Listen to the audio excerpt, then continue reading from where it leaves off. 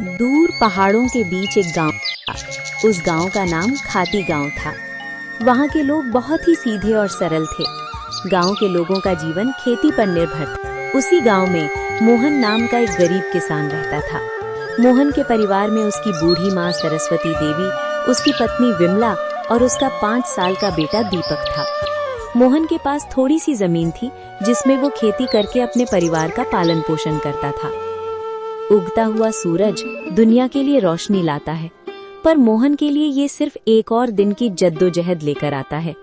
फूस की छत से छनकर आती रोशनी सीधे उसकी बीमार माँ के चेहरे पर पड़ती है।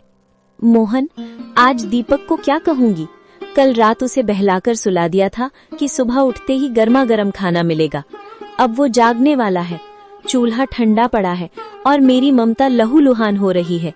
क्या हम इतने बदनसीब हैं कि अपने बच्चे को एक वक्त की रोटी भी नहीं दे सकते? भरी आंखों से। बिमला, तुम्हारी ये खामोश सिसकियां मेरे कलेजे को चीर देती हैं। मैं किसान हूँ, धरती का सीना चीरकर अनाज पैदा करना मेरा काम है, पर आज किस्मत ने मेरा ही सीना चाक कर दिया है। जमींदार के चक्कर काट काट कर पैर के जूते घिस गए, पर वो उधार देने को तैयार नहीं।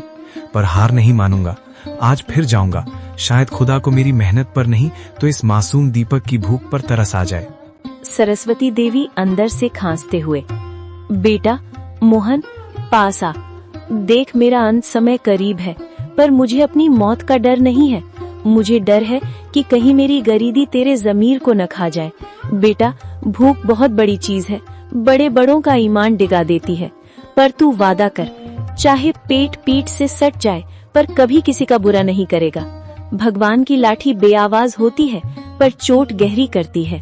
माँ, आपके संस्कार ही मेरी पूंजी है। मैं खाली हाथ लौट सकता हूँ, पर कलंकित हाथ लेकर इस घर में कदम नहीं रखूंगा। मोहन जमींदार के घर चला जाता है।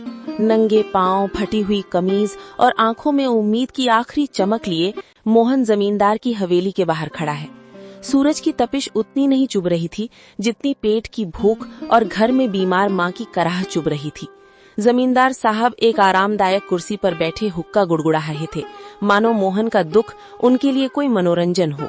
माई बाप, हुजूर, इस अभागे की विनती सुन लीजिए। मैं जानता हूँ कि पिछला लगान अभी पूरा नहीं चुका पाया हूँ, लेकिन मेरी मजबूरी की दीवार बहुत ऊंची हो गई है सरकार। घर में चूल्हा 3 दिन से ठंडा पड़ा है।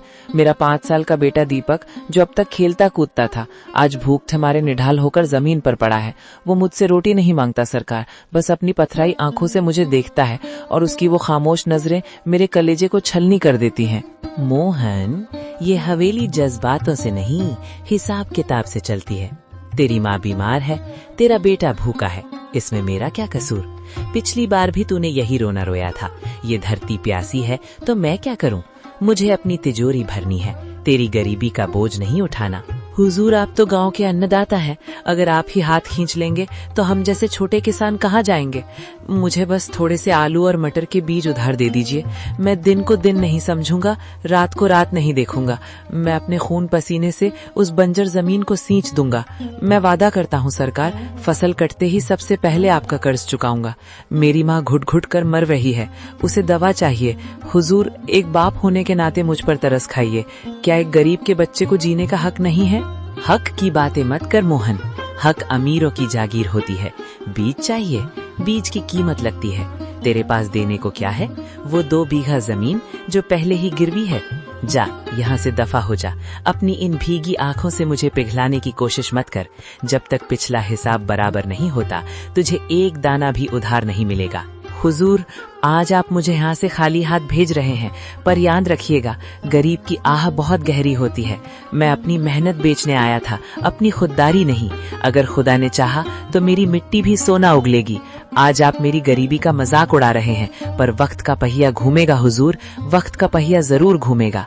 मोहन अपनी फटी हुई आंखों में आंसू लिए भारी कदमों से हवेली की सीढ़ियां उतर गया।